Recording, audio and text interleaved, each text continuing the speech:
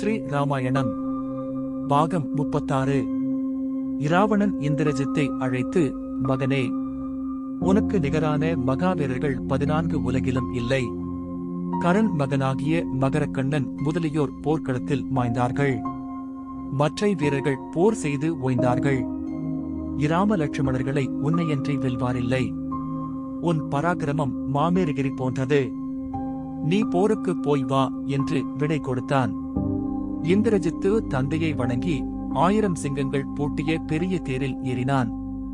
60 வெள்ளம் அசுரச் சேனைகள் அவனைச் சூழ்ந்து சென்றன. இந்திரஜித்தை சூழ்ந்து வந்த அசுர சேனையின் பெருக்கத்தையும் அவை இருக்கின்ற நெருக்கத்தையும் கண்ட வானர வீரர்கள் நடுங்கி ஒடுங்கி ஓடினர். இராமர் அந்த சேனைகளுக்கு அச்சம் நீங்க ஆறுதல் கூறி அனுமார் தோள் மீது ஏறி போருக்கு புறப்பட்டார். அங்கதன் தோளில் இலட்சுமணர் ஏறிச் சென்றார். இராமரும் இலட்சுமணரும் கரவேகமும் சரவேகமும் காட்டி இந்திரஜித்துடன் வந்த சேனைகள் அனைத்தையும் கொன்று குவித்தனர். இராம இலட்சுமணருடைய வில்வன்மையைக் கண்டு இந்திரஜித்து வியந்து நின்றான். அவரது தேரும் அழிந்தது. இலட்சுமணர், அண்ணா, இப்பொழுது இவன் மீது பிரமாஸ்திரத்தை பிரயோகம் செய்வேன் என்றார். இராமர், தம்பி, பிரமாஸ்திரத்தை விடுவாயானால் ஒரு நொடியில் உலகமே அழிந்துவிடும். ஆதலால் அயன்கணையை தொடுக்க வேண்டாம் என்று தடுத்தருளினார். இந்திரஜித்து மறைந்தொழிந்தான். ஆதித்தனும் கடலில் மூழ்கினான். இராமர், விபீஷணா, நமது சேனைகளுக்கு உணவு தேடிக்கொடு என்று பணித்தருளினார். தாம் போர்க்களத்தினின்று நீங்கி அஸ்திர பூஜை செய்வாராயினார். இந்திரஜித்து ஓர் ஆலமரத்தின் கீழ் அபிசார வேள்வி செய்து பிரமாஸ்திரத்துக்கு வழிபாடு செய்து புறப்பட்டான். மகோதரன் இராவணனுடைய கட்டளையினால் வெள்ளை யானையில் இந்திரன் வருவதாகவும் தேவர்களும் முனிவர்களும் உடன் வருவதாகவும் மாயச் செய்து கடும்போர் புரிந்தான். போர் புரிபவன் மகோதரன் என்று உணராத வானர வீரர்கள் இந்திரன் ஏன் போருக்கு வந்தான் என்று கலக்கமுற்றார்கள். இலட்சுமணர், நாம் இந்திராதி தேவர்கள் பொருட்டே இராவணனோடு போர் புரிகின்றோம். அப்படியிருக்க இந்திரன் முதலியோர் நம்மீது போருக்கு வர காரணம் யாது என்று கூறிக்கொண்டிருக்கும் போது இந்திரஜித்து மேகத்தில் மறைந்து நின்று மந்திரத்தை உச்சரித்துக் கொண்டு சிறந்த படைக்கலமாகிய பிரமாஸ்திரத்தை பிரயோகம் செய்தான். அந்த தெய்வ படைக்கலம் தாக்க இலட்சுமணர் மாய்ந்தார். பிரமாஸ்திரத்தால் அனுமார் மூர்ச்சித்தார். சுக்கிரீவன், அங்கதன், இடவன், பனசன், குமுதன் ஆகிய சிறந்த வானர வீரர்கள் உயிர் நீத்தார்கள்.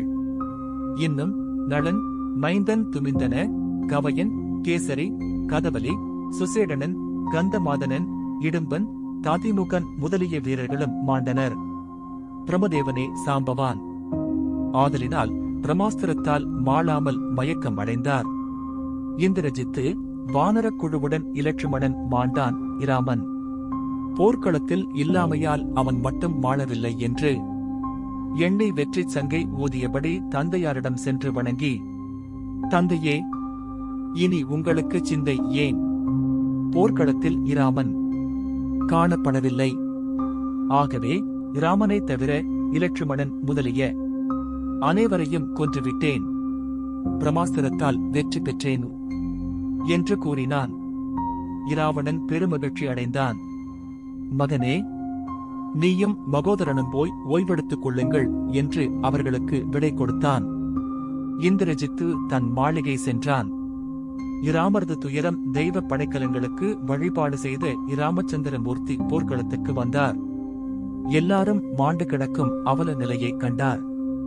மாண்டு கிடக்கும் சுக்ரீவனுடைய உடலை தடவி, அன்பின் கருவூலமே, நட்பின் நாயகமே, எனக்கு துணை செய்ய வந்த வைரத்தூணே, நீ மாண்டு கிடக்கின்றாயே, என்னை மறந்தாயோ என்று கூறி புலம்பி எழுதார். அனுமாரை தழுவி ஆறா துயரம் அடைந்தார். என் ஆரியரே, என் பொருட்டு கடல் கடந்து அசுரர் உடல் கடைந்து சானகிக்கு உயிர் கொடுத்து சேவை ஒன்றே எனக்கு தேவை என்று பணிபுரிந்த பண்பாளனே, உனக்கு தேவர்களும் சாவா வரம் தந்தார்களே, அந்த வரம் பொய்யாகுமா? இப்படியும் நிகழுமென்று நான் கனவிலும் கருதினேனில்லை. ஆஞ்சநேயா, நீ எங்கே சென்றாய்? தெய்வ படைக்கலம் உன் உயிரை உண்டுவிட்டதா என்று கூறி மிகவும் புலம்பினார். பின்னர் பிரமாஸ்திரத்தால் மாண்டு கிடக்கும் வைரத்தூண் போன்ற இலட்சுமணரைக் கண்டார். துயரத்தால் தம்பி தம்பி என்று கூறி மூர்ச்சித்து விட்டார். அவரது மூச்சு ஒரு நாழிகை பொழுது நின்றுவிட்டது. வேறொன்றையும் உணர்ந்தாரில்லை. பின்னர் மூர்ச்சை தெளிந்து தம்பியின் உடலை தனித்தனியே தடவி புலம்பலுற்றார். தம்பி, எனக்கு தாயும் நீயே, தந்தையும் நீயே, தவமும் நீயே, என் செய்யும் நீயே, தம்பியும் நீயே, செல்வமும் நீயே. இப்பொழுது எவ்வாறு மனம் துணிந்து என்னை பிரிந்து சென்றனை? கானகத்தில் 14 ஆண்டுகள் இனிய கனியும் தேனும் காயும் கிழங்கும் என்னை உண்பித்து நீ உண்ணாதிருந்தாய். என்னை உறங்குவித்து நீ உறங்காதிருந்தாய். 14 ஆண்டுகள் நின்ற வண்ணமாக சேவை செய்தாய். ஒரு தம்பி தமையனுக்கு இவ்வாறு சேவை செய்தான் என்ற வரலாறே இல்லை. இப்பொழுது முழுமையாக கண்மூடி உறங்குகின்றாய். தம்பி, உன்னையே இருந்தேன். நம்பி, நீ என்னை விட்டு நீங்கி நீட்டிவிட்டாய். கம்பி, நான் அழுகிறேன். வெம்பி, இனி எனக்கு யார் துணைவர்? தம்பி, நீ மாண்ட பின் உயிர் வாழ மாட்டேன். மாண்டு ஒழிவேன். நான் மாண்டால் பரதனும் சத்ருக்கனும் வாழ்வார்கள். இளமையான மனைவியை துறந்து, மணிமாளிகளை துறந்து, நாட்டையும் நகரையும் துறந்து, உணர்வையும் உறக்கத்தையும் மறந்து எனக்கு பணி செய்தாய்.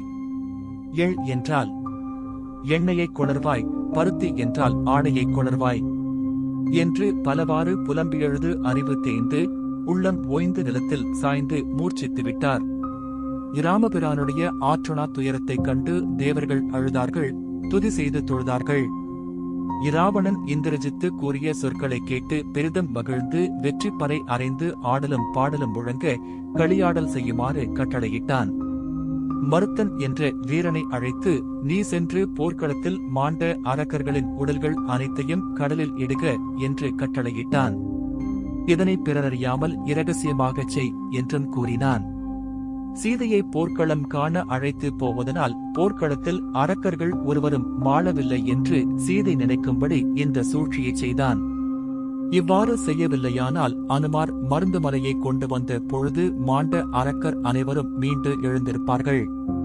அவ்வாறு அவனை செய்ய ஒட்டாமல் திருவருள் தடுத்து அவரது புத்தி குறுக்கே சென்றது. மருத்தன் போர்க்களத்தில் மாண்ட அத்தனை அரக்கர்களின் சடலங்களையும் கடலில் இட்டான். இப்போது வானர வீரர்களின் சடலங்கள் மட்டும் இருந்தன. சீதையை விமானத்தில் ஏற்றி போர்க்களத்தை காட்டுமாறு இராவணன் கட்டளையிட்டான். இராம இலட்சுமணர் போர்க்களத்தில் மாண்டனர் எனறிந்து சீதை தனக்கு வசப்படுவாள் என்று மூடன் கருதினான். அரக்கியர்கள் சீதையை விமானத்தில் ஏற்றி போர்க்களம் கொண்டு போய்க் காட்டினார்கள். தன் கணவரும் கொழுந்தனாகிய இலட்சுமணரும் அனுமார் முதலிய மகா வீரர்களும் மாண்டு கிடப்பதைக் கண்ட எம்பிராட்டி அடைந்த துயரத்தைச் சொல்ல வல்லாரியாவர். தண்ணீரில் விளைந்த தாமரை தீடில் வீழ்ந்து கரிவது போல் பெருந்துயரமடைந்து பெரிதும் புலம்பி அழுதாள்.